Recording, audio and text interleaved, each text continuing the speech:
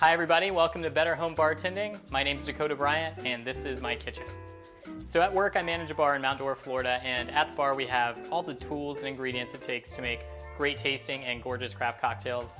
At home though, for myself and many of you viewing, that is not the case.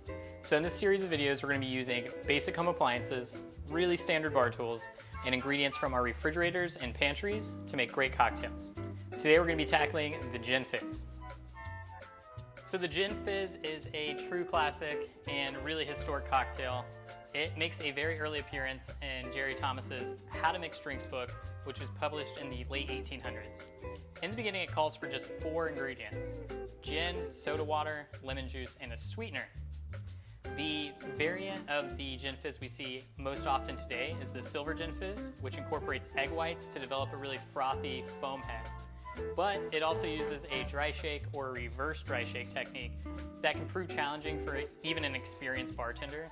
So at home we're going to be using a food processor to develop all that froth. So right now we're going to get our tools and ingredients prepped, then we're going to make a Gin Fizz.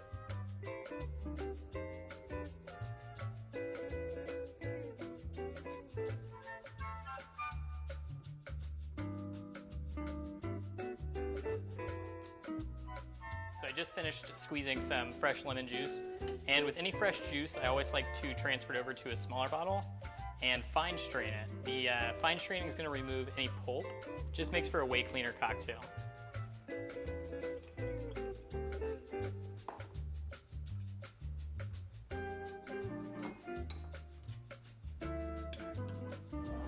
Set that aside. Next ingredient we're going to prep and set aside is 1 ounce of just household granulated sugar.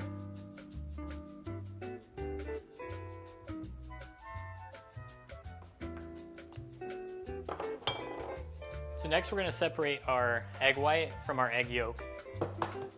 So you want 1 egg white per drink. Then you can just discard the yolk or save it for later. I always like to use these little deli containers. You can get them from most takeout places and just save them, and they work great and they're restaurant quality. So now we have our egg white. Let's set it aside.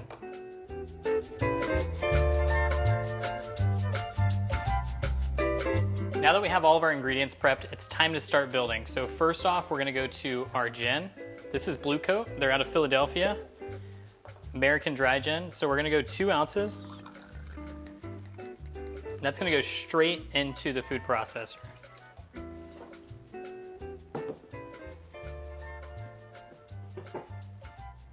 So first we're going to add 1 ounce of lemon juice.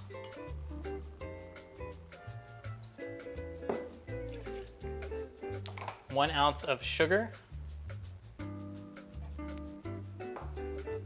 a full egg white,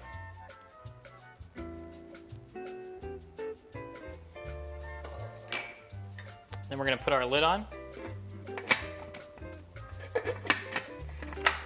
Before we blend, we're going to add and set aside 4 ounces of mineral water.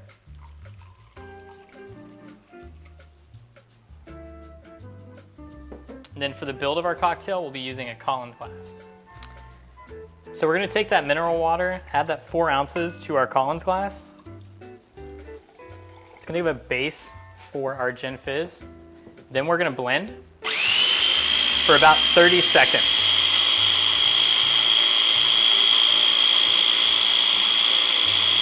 This is going to really emulsify the egg whites and give us that froth we really, really want. It's going to give us a nice light foam texture, almost like a lemon souffle.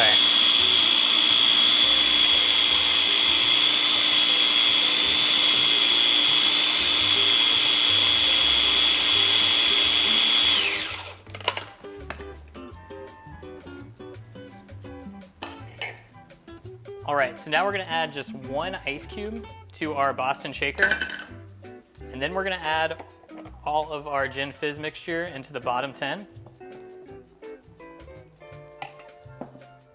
Then we're going to create a seal with the top part of our Boston shaker.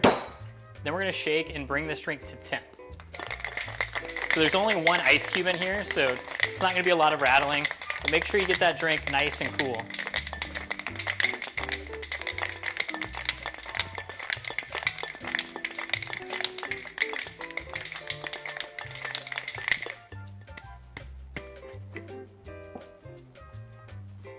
So the drink should be nice and chilled now. Then we're going to take our Hawthorne strainer and add this right onto that 4 ounces of carbonated water.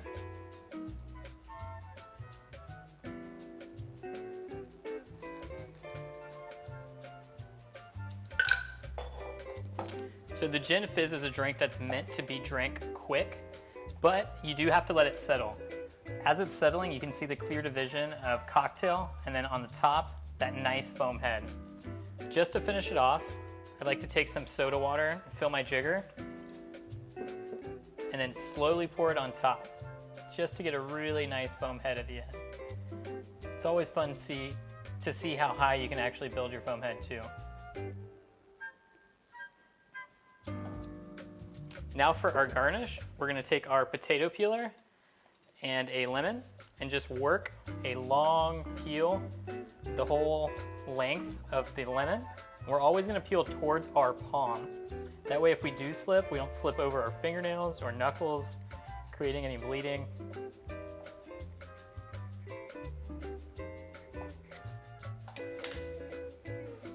Now that we have our peel, we're going to score it. We're going to go all the way down.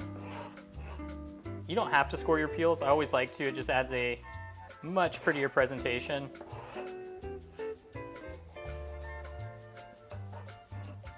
We're going to create a nice twist. So when you do your twist, you're going to want to twirl it like so, and then slowly tighten and pull the twist along itself. And that's going to sit right on top. And there you have classic Gin Fizz. Cheers, everybody. Time to enjoy. Oh man, that's tasty. I think I got some on my mustache. It's a good drink.